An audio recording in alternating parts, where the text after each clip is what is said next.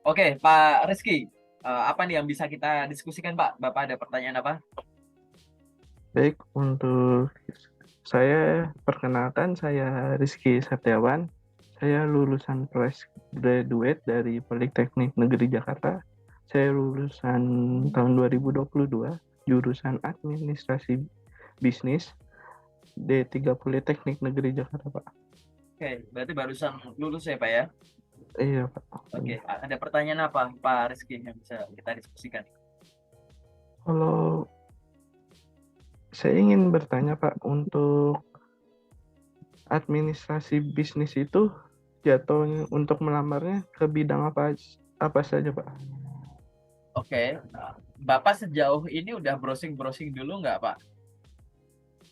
Sudah, Pak. Saya sudah menargetkan contohnya seperti administrasi, bagian umum, dan bagian marketing dan sales gitu. Oke, terus apa lagi, Pak? Kan Bapak pasti sudah ada daftar role gitu ya, gitu. Daftar role yang Bapak pengen, ya. Nah, dari role yang mungkin Bapak referensi sudah di browsing dulu, gitu. Kira-kira menurut Bapak, Bapak itu pengen nyoba role atau posisi apa, Pak? Sebut aja 5. Untuk posisi saya sebenarnya maunya administrasi atau admin keuangan dan akunting, Pak. Oke, 3 role saja, Pak, sebenarnya maunya. oke. Jadi nggak apa-apa, Pak. Jadi kan tadi kan bener ya, Bapak tadi nanti bisa masuk ke wilayah kawasan, pokoknya wilayahnya marketing gitu ya. Marketing Iya. dan turunan-turunannya, Bapak bisa masuk ke administrasi dan turunan-turunannya dan finance paling. Nah, admin ini kan ada banyak gitu. Ya, pasti Bapak udah tahu ya. Tadi ada disebut tuh admin HR bisa, Bapak masuk ke admin finance bisa, admin gudang, admin proyek gitu tuh. Admin kan ada banyak tuh kayak gitu. Saran saya bisa dicoba semua karena Bapak punya background ibaratnya kan kayak admin untuk fungsi ini, admin untuk fungsi ini gitu. Jadi di sisi adminnya tuh Bapak lebih kuat dari orang-orang dalam tanda kutip dari jurusan lain. Gitu ya, Pak ya, gitu. Jadi Bapak udah ada situnya, tinggal yang di supportingnya ini aja. Misal admin finance, berarti ada fungsi-fungsi yang Bapak harus paham dengan finance gitu. Mau dia masih level main datanya pakai Excel atau pakai Accurate kan nanti beda sendiri gitu ya, Pak ya. Jadi lebih ke arah sana. Oke.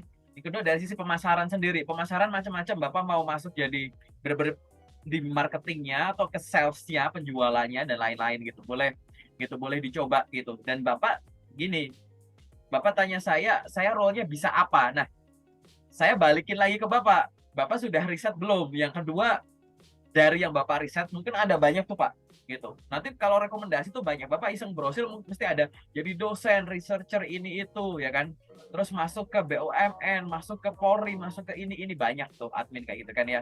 Nah, tapi dari itu semua yang Bapak pengen incer tuh apa? Itu aja dulu, fokus aja dulu ke sana Pak. Oke? Kenapa kok saya nggak Untuk memberikan contoh dari sisi saya, karena saya balikin lagi, saya sering kalau mereview CV itu saya kembalikan yang Anda pengen itu apa dulu, gitu. Kita harus ya mendefinisikan paling basic adalah yang saya inginkan, tanpa ada batasan-batasan luar dulu Pak, gitu. Kalau tadi Bapak sudah menyebut, saya pengen yang benar-benar kayak staff admin biasa atau admin finance atau yang di ini, ya udah fokus ke situ dulu. Oke? Saya nggak bilang yang lain itu tidak prospek, no. Saya bilang yang lain silahkan dicoba. Boleh Bapak mengejar ambisi ini, yang 3 ini, yang tadi Bapak sebut, tapi yang lain silahkan dikejar juga. Oke? Yang saya lihat di sini dari beberapa role tadi yang Bapak sebut itu memang masih ada di lingkup bidang Bapak. Jadi Bapak belum pengen nyimpang ke bidang lain. Nah, yang jadi PR-nya nanti ke depan adalah kalau ada lowongan pekerjaan, role lain di luar bidang Bapak yang mensyaratkan semua jurusan, berarti Bapak bisa masuk. Yang nomor 2, fresh graduate dipersilahkan melamar, berarti Bapak juga bisa masuk gitu. Apakah itu akan dicoba atau tidak? Gitu. Kalau saya biasanya akan menyampaikan yang jadi basic utama kita, kita pengen ngincer apa, kita fokus ke situ dulu, tapi begitu ada kesempatan lain itu dicoba gitu. Buat apa fresh graduate itu dalam tanda kutip orang-orang yang kekurangan data. kebanyakan informasi kekurangan data. Kenapa kok aku bisa bilang gini ya Pak ya gitu. Kebanyakan informasi dalam arti Bapak pasti sudah browsing ke sana sini. Cara memperoleh pekerjaan dengan baik dan benar, peminatan ini itu, mungkin cara nyari loker di job portal A B C D, ke LinkedIn, ke sini, cara bikin CV yang benar, cara ngirim lamaran yang benar, macam-macam. Itu lebih banyak ke teoritisnya kan Pak, gitu. Nah, dibandingkan dengan informasi yang ada, teori yang Bapak butuhkan itu data. Saya ulang ya, informasinya banyak, datanya kurang. Data itu lewat apa? Journey. Oke, ini CV yang bener gini ya. Oh, ini bikin LinkedIn yang bener gini. Ini Jobstreet yang bener gini. Indeed yang bener gini. Glints kayak gini nih. Udah, ini udah semua. Nah, sekarang Bapak berburu data ini loh, Pak. Ngirim lamaran melalui banyak channel secara rutin dalam jumlah banyak. Kenapa kok Bapak butuh mencoba dulu biar Bapak punya cukup data? Kalau sejak awal dari sisi Bapak kayak saya cuma mau ngelempar CV ini untuk yang lowongan ABC yang tadi 3 itu. Takutnya yang bisa Bapak kirimkan itu cuma dikit. Ya kan? Di luar sana yang cocok untuk Bapak banyak. Gitu. Nanti takutnya data sedikit, data terbatas, ya. Kita analisis. Wah, ini yang salah CV saya nih. Padahal bukan, gitu kan? Wah, kok nggak banyak panggilan ya? Oh, ternyata bukan gara-gara salah CV-nya. Tapi Bapak belum banyak data. Ya, jadi kita nyimpulin, oh ini pasti CV-nya, belum tentu. Ya kan? Yang kedua, mungkin bisa juga bukan karena belum banyak data, nanti turunannya adalah Bapak belum mengizinkan banyak perusahaan tahu ada orang sehebat Bapak. Oke? Gitu. Nggak apa-apa, tadi saya memang sengaja kenapa Bapak menyebutkan secara lisan, karena secara alamiah gitu ya, telinga akan percaya pada mulut terdekat. Oke? Telinga kita akan percaya pada mulut terdekat. Mulut terdekat telinga Bapak terdekatnya adalah mulutnya Bapak sendiri. Jadi Bapak sudah mengucapkan bahwa saya pengen jadi ini. Kejar itu Pak. Setengah jam buka LinkedIn, nyari 3 ini. Nggak ada, setengah jam lagi buka job portal A terus. Nanti balik LinkedIn lagi gitu. Sambil jalan gini kan, di tengah jalan kan mungkin Bapak nemu yang lain. Ibaratnya di awal tuh, saya nyari ikan tuna, saya nyari ikan apa. Ngelempar jala gitu ya. Set. Ditarik, tuna, masukin. Ada cumi nyangkut. Saya nggak nyari sih cumi, tapi kayak enak juga ya, masukin. Gitu loh Pak maksudnya. Gitu. Fleksibilitas ini yang nanti akhirnya Bapak akan punya satu tempat yang isinya seafood, yang nanti akhirnya Bapak bisa analisis. Sebenarnya tuh, saya tuh nggak doyan cumi, gara-gara cumi nggak enak, atau malah saya belum pernah nyobain cumi. Ya kan? Ini ada cumi nih, nah itu loh. Kekurangan data tuh takutnya kayak gitu, oke? Nah ini silahkan coba dibayangkan. Ini sesi general, maka jawabannya saya general dulu ya Pak ya. Yang tadi Bapak sampaikan itu benar, itu masih sesuai dengan lainnya Bapak. Nggak ada yang salah mau ngambil sesuai bidang atau enggak. Oke, biasanya tiga role utama yang teman-teman dengan jurusan Bapak itu sama, itu bisa akan lari ke pemasaran betul, ke admin betul gitu. Mau admin HR, admin finance bisa gitu ya. Itu boleh gitu. Sama yang admin ya umum aja gitu. Itu juga bisa gitu. Jadi dipersilahkan itu dicoba dipertimbangkan. Intinya fokus untuk mengejar yang kita pengen dulu. Kalau namanya pengen kan, walaupun kayak lagi males, jenuh, pasti kan akan dilakukan ya Pak ya gitu. Nah itu dulu sih Pak, yang secara umum untuk role-nya gitu. Karena ibaratnya yang Bapak tanya ke saya bisa jadi apa ya? Bapak sendiri barusan menyebut loh, dan itu benar semua gitu. Berarti cuma butuh diyakinkan aja. Nah, pertanyaan lanjutan sekarang dari saya adalah, Bapak sejak wisuda sampai sekarang ngirim lamaran udah rutin belum Pak? Tiap hari misalkan.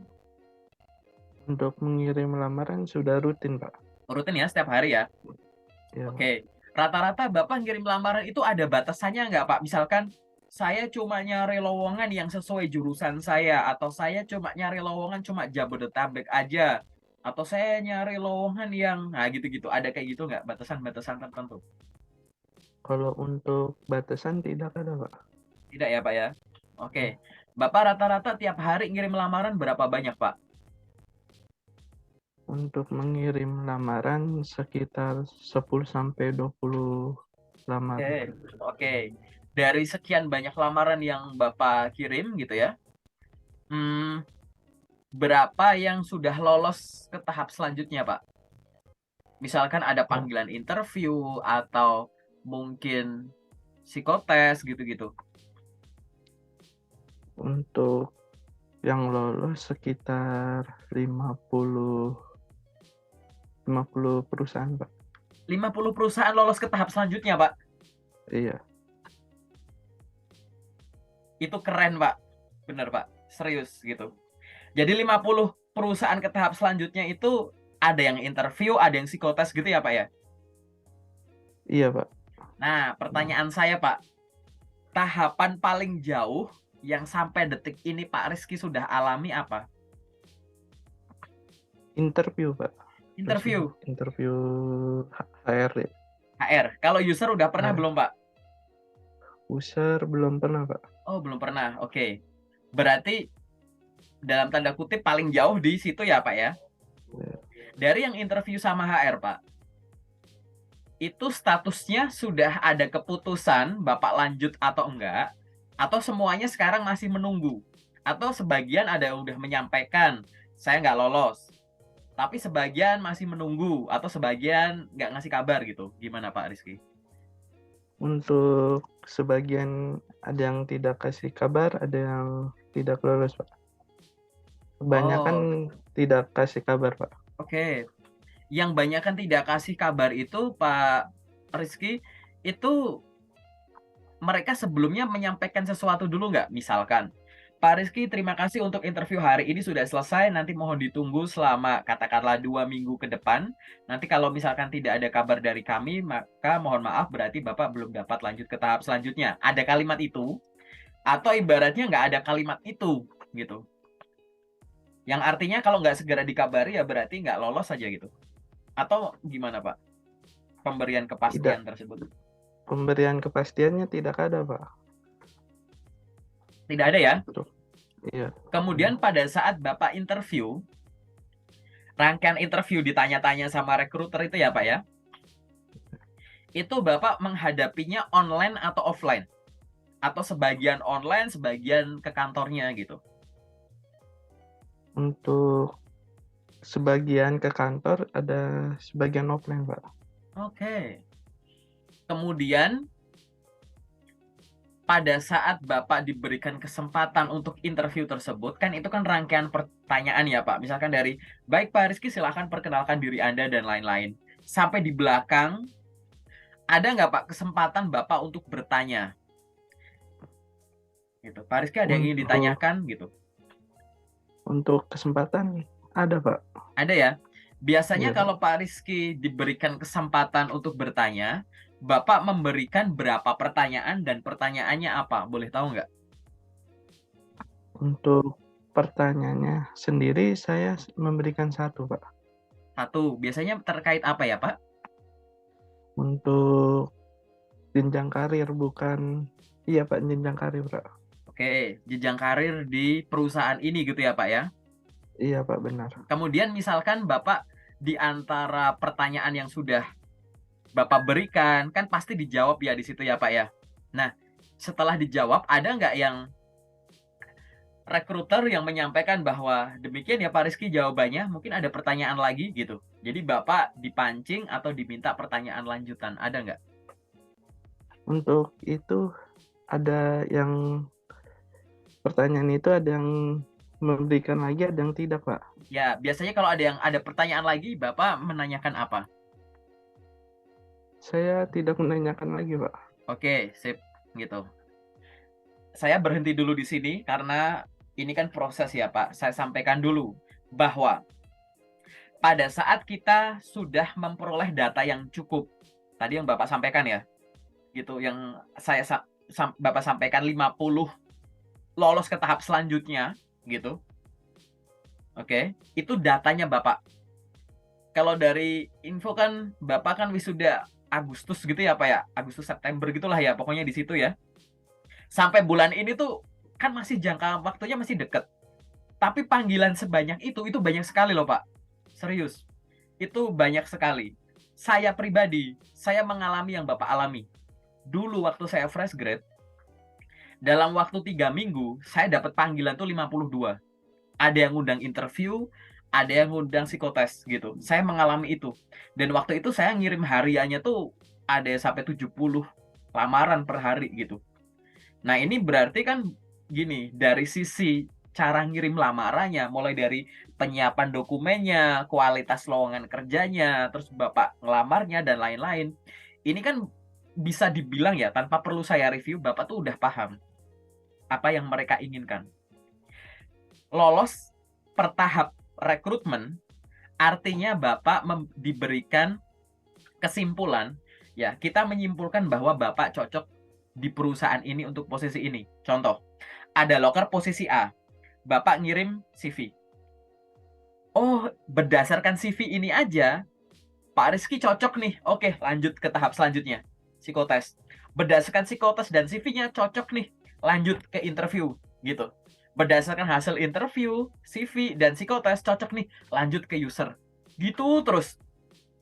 Kesimpulan kecocokan Bapak untuk posisi ini yang secara kredit gitu ya, putus-putus sampai nanti kesimpulan akhir, oke? Nah, buat saya, Bapak sementara sudah punya banyak data.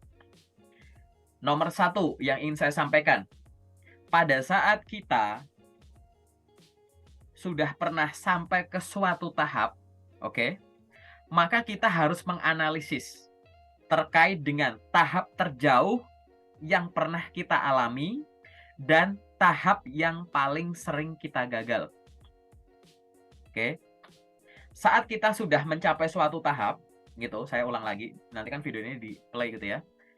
Kita harus menyimpulkan dua hal. Mana tahap yang paling jauh yang sudah kita alami dan apa tahap yang paling sering kita gagal. Buat apa? Agar kita fokus untuk perbaikan di situ. Oke? Banyak teman-teman fresh graduate atau bahkan yang senior ada bahwa nggak lolos administrasi, CV-nya disalahin, dalam tanda kutip diedit gitu ya. Nggak lolos psikotes, CV-nya diedit. Nggak lolos interview HR, CV diedit. User kayak aneh gitu. Anda nggak lolos di interview user, kok yang di otak-atik lebih fokus ke otak-atik CV gitu. Ya memang nggak salah, karena untuk optimasi, biar panggilan ke user makin banyak, betul. Tapi silahkan coba berfokus pada ini. Gimana biar user ini bisa lolos juga gitu. Oke ya Pak ya? Dari sini saya ingin menyampaikan bahwa karena Bapak experience untuk menghadapi interview HR sudah banyak, online, offline lagi, kayak gitu, maka fokus belajarnya Bapak bukan untuk edit CV. Tapi yang nomor satu, ya, yang harus Bapak lakukan, apa pertanyaan-pertanyaan HR yang Bapak itu masih ragu untuk menjawabnya. Yang pertama itu dulu. Yang ragu nggak yakin masih menjawabnya, gitu. Nomor satu itu. Yang nomor dua, interview itu komunikasi, penyampaian informasi sesuai yang ditanya ke orang lain, oke? Penyampaian informasi secara lisan.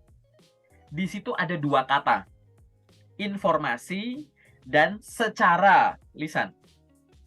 Informasi ini berkaitan dengan kesiapan materi kita. Ya, terkait dengan pengetahuan bidang kita, apa yang sudah kita pelajari di masa lalu gitu kan. Riset kita terkait dengan perusahaan, websitenya, sosmednya, itu udah ada di dalam kepala. Ya kan? Itu terkait materi yang nanti akan disampaikan. Nah, ini secara lisan, secara ini medianya, Pak. Yaitu kemampuan komunikasi, teknik komunikasi.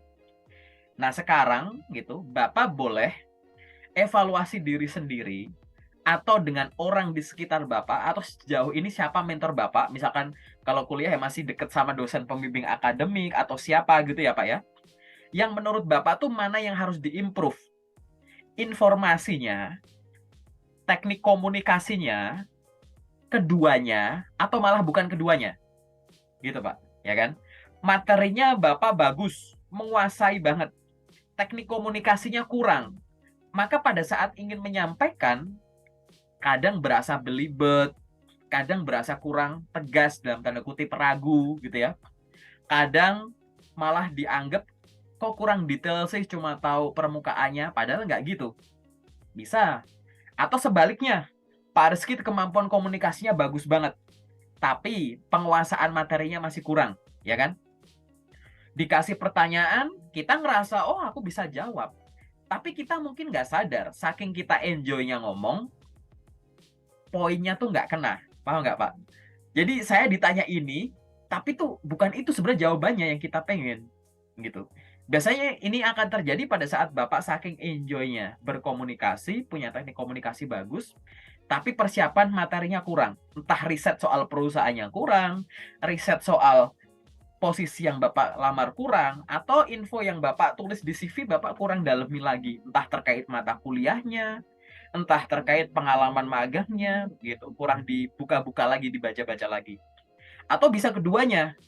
Oh iya, karena dadakan dan lain-lain, ini hal yang baru dan lain-lain. Atau dari komunikasinya juga, ternyata interviewnya bahasa Inggris, ternyata gini, gitu-gitu. Atau mungkin pada saat mau interview online tiba-tiba sinyal error, atau offline, pada saat offline ternyata macet dulu, gitu, jalannya muter dulu, ada banjir, ada demo, akhirnya telat, akhirnya aku jadi gugup, akhirnya penyampaiannya jadi kurang. Nah, itu coba silahkan dianalisis. Oke? Ini harus, Pak, gitu. Saya ulang lagi ya.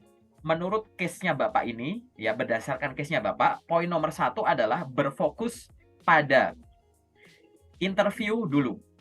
Apa pertanyaan yang saya nggak yakin, saya ragu, saya nggak bisa jawab, atau malah pertanyaan itu bahkan udah ditanya oleh perusahaan A, perusahaan C juga nanya, walaupun bahasanya beda, gitu. Saya coba cari di internet juga nggak ada gitu. Coba cari pertanyaan apa. Karena pertanyaan di interview itu ada dua. Ada pertanyaan yang biasa muncul, di mana pembelajarannya Bapak bisa pelajari di internet. Udah banyak orang yang bikin konten, bikin artikel ini itu. Di channel YouTube saya juga ada gitu ya. Pertanyaan yang biasa muncul. Atau itu ada study case tertentu di bidang Bapak gitu. Yang nanti misalkan pakai metode STAR dan lain-lain gitu ya. Gitu. Itu kira-kira apa? Itu poin nomor 1. Fokus dulu pada tahap terjauh dan yang paling sering gagal yang Bapak alami. Setelah itu tadi, evaluasi diri sejauh ini. Ini kan interview. Berarti apa yang kurang dari aku? Penguasaan materi atau komunikasi? Nanti akhirnya dua hal ini solusinya adalah meluangkan waktu. Meluangkan waktu untuk membaca, meluangkan waktu untuk praktek juga gitu kan ya Pak ya. Gitu. Kalau kekurangan materi kan biasanya kan akan baca ulang, praktek ulang gitu. Kalau komunikasi juga sama gitu. Oh mungkin aku komunikasiku bagus tapi begitu bahasa asing nggak bisa. Oh aku nggak kebiasa presentasi secara offline. Karena dari kemarin online mulu gitu. Begitu ketemu aku kagok. Nah itu Bapak bisa pelajari. Interview itu kuncinya adalah meningkatkan jam terbang. Oke? Berarti penguasaan materi dan komunikasi ditingkatkan dengan jam terbang. Penguasaan materi meningkatkan jam terbangnya gimana? Bapak ngeluangin waktu untuk membaca lebih, gitu kan? Ada waktu lebih untuk baca, ada waktu lebih untuk riset, ada waktu lebih untuk ngecek sana sini. Komunikasi juga sama. Bapak sejauh ini komunikasi cuma sama orang-orang di sekitar Bapak, misalkan seserius-seriusnya ngobrol sama teman kampus misalkan. Coba gimana caranya biar komunikasi saya ini lebih intens, gitu. Paling gampang gimana sih Pak komunikasi? Baca koran nasional secara lantang. Mau Bapak punya koran, mau Bapak punya koran digital, nggak apa-apa. Bapak rekam wajah sendiri, pura-pura jadi presenter berita, gitu ya. Bapak ngomong secara lantang, di-record gitu, cari teman Bapak 10 orang, bro, lihat, tolong dong dinilai, dihujat nggak apa-apa deh. Kemampuan komunikasiku gimana? Ini aku lagi baca berita, aku nggak lagi ngomong. Aku lagi baca berita, bahasaku kayak gini, tampilanku di depan layar gimana, terus intonasi suaraku, nadaku gimana gitu ya Pak ya. Ini terkait dengan komunikasi. Itu bisa dievaluasi diri sama teman enak banget. Itu yang saya lakukan Pak. Bahkan waktu itu saya komunikasi sendiri tuh belajar dari fresh sampai udah sekarang ini udah nggak fresh lagi. Saya masih loh belajar komunikasi, ngomong sendiri ini sendiri. Beberapa tahun yang lalu waktu awal-awal Covid saya malah pakai Ome TV gitu. Saya promo loh ini sampean. Saking saya pengen ngobrol sama orang yang saya nggak tahu dengan pertanyaan-pertanyaan absurd atau pertanyaan tidak terduga, saya pakai Ome TV, ya kan? Terserah nanti di layar muncul siapa, saya bawa tulisan, gitu. Apakah Anda tahu LinkedIn? Silahkan berikan saya satu pertanyaan, gitu. saya gini-gini doang. Ya memang aneh-aneh gitu. Cuman pasti akhirnya nemu orang yang tepat terus gitu.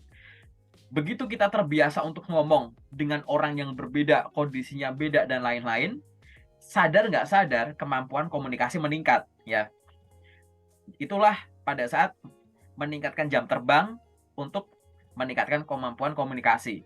Nah, ini jam terbang yang satu lagi, ini terkait penguasaan materi. Materi ini tuh hubungannya sama skill. Oke? Skill tuh ada dua. Ada yang hard skill, ada yang soft skill. Oke? Bapak di sini berfokus untuk meningkatkan hard skill-nya. Hard skill itu ada 3. Yang pertama namanya industry knowledge atau pengetahuan bidang, pengetahuan industri. Ini berkaitan dengan penguasaan materinya Bapak terhadap jurusan Bapak. Gitu. Bapak menguasai itu nggak? Dibaca ulang, tonton ulang, baca ulang untuk paper-paper gitu, buku-buku gitu. Biar nggak lepas. Itu yang ini. Yang kedua, tools. Tools ini bisa hardware, bisa software. Mungkin ada tools tertentu yang dibutuhkan. Misal tadi Bapak, saya admin biasa ya Microsoft Office misalkan. Tapi admin finance, perusahaan gede, admin finance nggak pakai Excel, udah pakai Accurate. Mungkin ada software lain, SAP, Zahir, Mayop gitu-gitu, nggak ada yang tahu, gitu ya. Gitu. Atau mungkin ada software lain. Admin apa misalkan, Bapak admin gudang, kadang gudang ada software apa gitu. Admin HR gitu. Mungkin Bapak ada akses untuk HR information system aplikasinya mereka gitu, maybe nggak ada yang tahu gitu Pak, gitu. Barangkali ada yang bisa Bapak pelajari tanpa perlu praktek juga bisa, nonton di YouTube gitu ya. Mungkin ada orang bikin tutorial ditonton. Kalau ada yang bisa dipraktekin sendiri nggak apa-apa, ngeluangin waktu. Nah, dengan balancein 2 hal ini, Bapak sudah mengantisipasi gagalnya interview karena kurang menguasai materi atau kurang memiliki kemampuan komunikasi yang bagus. Paham ya, Pak? Gitu. Ini kita mengantisipasi ini dulu. Karena apa? Interview itu Bapak nggak lolos, itu bukan berarti bahwa Bapak itu jelek. Oke? Suka nggak suka, mau nggak mau, kita pasti akan dibandingkan dengan kandidat lain. Ya dong, gitu. Mungkin standar kelulusannya 70, nilai Bapak 75. Lah kandidat lain tuh ada di 90, 95, 93, misalkan gitu loh Pak. Nah kayak gitu. Jadi melebihi standar aja tidak cukup. Kita harus selalu melihat bahwa oke, saya bukan kandidat tunggal. Pesaing saya tuh ya kakak tingkat, adik tingkat, teman seangkatan. Itu yang masih satu kampus. Belum orang jurusan yang sama se-Indonesia yang ngelamar ke kantor itu. Belum orang yang masih bekerja pengen kerja di posisi yang Bapak lamar gitu kan. Belum orang yang pengen shifting jurusan, shifting bidang gitu, bajak ke role-nya Bapak dan lain-lain kayak gitu. Nah, oleh sebab itu, maka kita harus selalu semangat untuk tadi. Orang biasanya gagal di interview bukan karena jelek gitu. Dan bukan karena interviewnya saja. Jadi pada saat di interview terus kita ngerasa interview kita jelek, wah aku gagal gara-gara interview, enggak. Hasil interview ya tetap akan dibandingkan dengan psikotes, ya akan dibandingkan dengan CV yang akan dicocokkan dengan kualifikasi dan budaya perusahaan itu. Kan gitu, Pak. Gitu. Nah, sekarang coba saya sengaja ngomong muter-muter di sini dulu ya, Pak ya. Biar kegambar untuk pergerakannya Bapak. Karena kalau saya terlalu teknis ke CV, nanti takutnya saya membatasi imajinasi Bapak. Kenapa? Bapak udah lolos di 50 perusahaan. Saya ingin Bapak sedikit negatif thinking. Gitu. Negatif thinking itu gimana? Kalau ada beberapa perusahaan ya yang tidak mengizinkan saya lanjut ke tahap selanjutnya karena kurang cocok gitu, ya wajar lah. Tapi wajar nggak sih kalau sampai 50 gitu? Ini mungkin kelihatan kedengaran nggak etis, tapi kecurigaan boleh dong Pak gitu. Karena kita nggak bisa baca pikiran rekruter, ya kan gitu. Saya juga nggak bisa baca pikiran Bapak, tapi Bapak kan bisa baca pikiran sendiri, ya kan? Dugaan pribadi yang akhirnya bikin diri kita bergerak untuk mengembangkan kemampuan, bukankah bagus? Ya nggak Pak? Daripada Pak Rizky nanti bingung, aduh, kemarin kenapa ya nggak gini? Nggak usah gitu. Mending Bapak analisis yang ada di pikiran Bapak sendiri. Gitu. Saya melakukan hal yang sama sampai detik ini gitu. Kok nggak bisa gini gitu? Kenapa ya gini? Oh oke lah kalau sesekali inilah nggak masalah. Tapi kalau sebanyak itu wajar nggak sih? Gitu. itu saya lakukan gitu ya di kerjaan yang lain gitu. Juga sama, Bapak coba munculkan kecurigaan itu. Ini kan lebih kayak rumusan masalah ya nggak sih Pak? Gitu. Gitu. Jadi kalau orang nggak punya masalah itu malah aneh. Orang punya masalah dulu buat level up, level up, level up gitu kan. Nah, sekarang rumusan masalah saya pancingannya gitu untuk Bapak. Kalau perusahaan nggak ngelulusin kita, sesekali wajar. Karena perusahaan satu, kita bukan kandidat tunggal. Mau nggak mau kita dibandingkan. Ya beberapa kali kayak gitu. Akhirnya mungkin kita nggak lolos gara-gara mungkin belum sesuai. Tapi balik lagi, kalau sampai 50, apa wajar? Coba aku cek dulu, ya kan? Daripada minta perusahaan introspeksi, perusahaan padahal itu adalah faktor eksternal, ya kan? Mendingan yang bisa kita kontrol kan diri kita sendiri, ya nggak Pak? Nyuruh orang lain berubah itu kan jauh lebih susah dan hampir mustahil daripada merubah diri sendiri. Kalau pas interestnya sama, merubah orang lain gampang, ya kan? Tapi kalau kepentingannya beda, gitu. Nah, ini jadikan ini sebagai bahan evaluasi. Nanti Bapak akan menemukan bahwa, oh, yang sudah baik dan benar itu ini. Maka yang akan saya lakukan adalah saya pertahankan, saya tingkatkan. Dari CV udah oke, ya udah nggak usah saya edit. Ngirim lamaran saya udah oke, nggak usah saya edit. Yang saya perlu tingkatkan, oh ini baru 10 per hari, coba 20 misal. Atau saya lebih dominan pakai email. LinkedIn, Jobstreet, dan yang lain jarang aku pakai. Oh, nanti saya tingkatkan coba platform lain, saya gali. Gitu. Panggilan dari 50 panggilan yang lolos, yang 40 itu saya kirim lewat email. Yang 5 dari LinkedIn, 5 dari Jobstreet, misal. Gitu. Kok LinkedIn sama Jobstreet rendah ya? Email kok udah tinggi, berarti cara saya ngirim email udah bener. Saya pertahankan dengan jenis loker tersebut. Nah, ini PR-nya LinkedIn sama Jobstreet saya apakan? Coba saya intip Jobstreet-nya. Gitu. Coba saya cek Jobstreet-nya, cara pakainya udah bener belum? Coba saya cek LinkedIn. Jangan-jangan sejauh ini saya baru bikin akun seadanya, ngisi profil seadanya, langsung sibuk cari loker. Saya nggak pernah bikin postingan di LinkedIn, jarang bikin postingan, jarang ngomen postingannya orang. Koneksi saya jangan-jangan baru dikit, belum sampai 501 orang. Jangan-jangan sejauh ini saya main LinkedIn ya cuma observasi seadanya orang cara main LinkedIn gimana sih. Saya belum pernah tuh browsing ide konten di LinkedIn, cara branding jurusan administrasi gitu-gitu. Saya belum posting. Ya kalau belum posting Bapak belum mengizinkan, banyak perusahaan tahu ada orang sehebat Bapak. Oke? Di sini udah rada kegambar gitu ya Pak Rizky ya.